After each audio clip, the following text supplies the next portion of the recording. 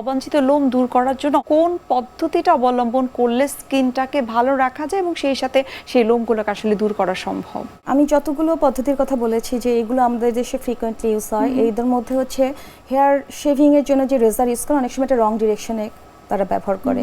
আর প্রত্যেকটার কিন্তু আমি প্রোস অ্যান্ড কনসও বলেছি।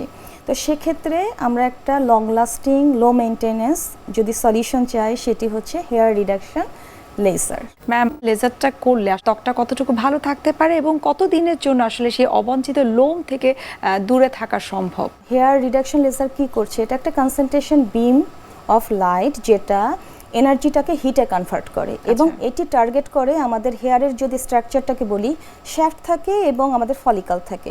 এই ফলিকলে যে ক্রোমোফোর মানে যে মেলানিন থাকে সেটিকে টার্গেট করে এবং তারপরে ফলিকলকে ডিস্ট্রাকশন করে স্লোলি, এবং প্রত্যেকটি সেশনে 10 থেকে ম্যাক্সিমাম 20% কিন্তু ডিস্ট্রাকশন হতে পারে।